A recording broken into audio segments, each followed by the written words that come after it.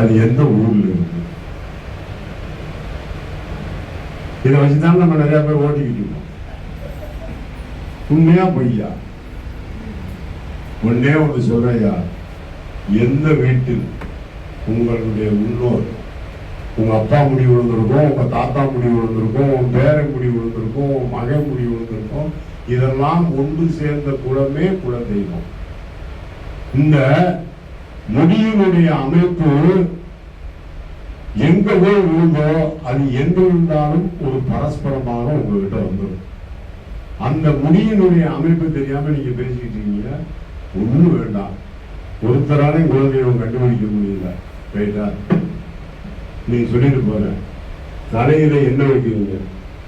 நாம தான் எழுதுறோம், பிறந்த நட்சத்திரம் ஜென்மம் அணுஜென்மம் திருஜென்ம நட்சத்திரத்துல எண்ணெய் தேய்க்க கூடாதுன்னு எழுதுறோம், முகச்சவரம் பண்ணக்கூடாதுன்னு எழுதுறோம், முடி வெட்டக்கூடாதுன்னு எழுதுறோம்.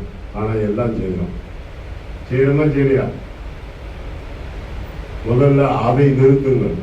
உங்களுடைய ஜென்மம் அணுஜென்மம் திருஜென்ம நட்சத்திரத்துல தலைக்கு எண்ணெய் வைப்பதையும் சுகந்தமான பொருட்கள் அணுவதையும் நிறுத்திவிட்டு உங்க வீட்டில் ஒரு டம்ளர் தண்ணி, ஒரே ஒரு இடத்துல ஒரு வாழைப்பழம், ஒரு பத்தி பொருத்தி வச்சு அமைதியா ஒரு மண் விளக்கு முன்னாடி உட்காரு.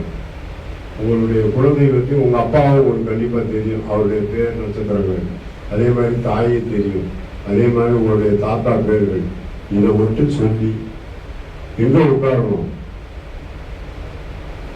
அதான் தப்பு பண்ணுங்க. சூரியன் உதிப்பது கிழக்கு, சூரியன் மறைவது மேற்கு. ஆனால் வடக்கு பக்கம் இருக்கலாமான்னு கேட்குங்க. ஒரு முன்னோர்கள் இறந்தவர்களுடைய படத்தை வீட்டில் தெற்கு பார்த்தா மாட்டணும். நல்லா தெரிஞ்சுக்கங்க. சவுத் நார்த், சவுத் காந்தத்துக்கு தான் பவர் கூட, நார்த் காந்தத்துக்கு பவர் கம்மி.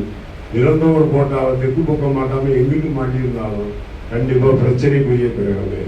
ஒரு சிலை கோயில்களில் இருந்தால் 265 அடி நீளத்துக்கு அது பவர் இருக்கு. ஒரு போட்டோவில் இருந்தால் 25 அடிக்கு பவர் இருக்கு, ரைட்டா? என்னைக்கு சவுத்து நோக்கி உட்கார்ந்து நான் சொல்ற மாதிரி ஜென்மம் அணுஜென்மம் திருஜென்ம நட்சத்திரத்தில் உங்களுடைய தாய் தகப்பன் உங்க மூதாதையரை வணங்குங்க. உங்க குலதெய்வம் உங்கள் காதில் பேசும் என்று கூறி இந்த நல்ல வாய்ப்பிற்கு விரைவில் வாய்ப்பு. நன்றி, வணக்கம்.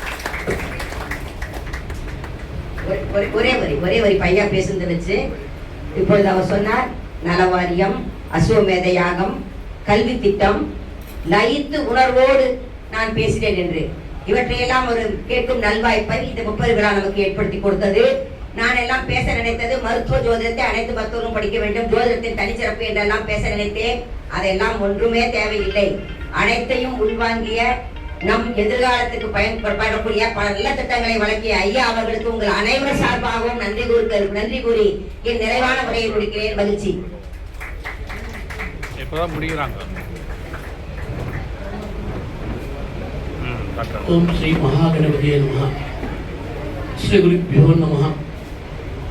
குருவே சர்வலோகானாம் பிதஜே பவரோகிணாம் நிலையே சர்வவித்யானாம் दक्षिणामूर्तिये नमः. नमस्ते शारदा देवी काश्मीरपुरवासिनी दियामगं प्रार्थये नित्यं विद्यां बुद्धिं च देहि मे.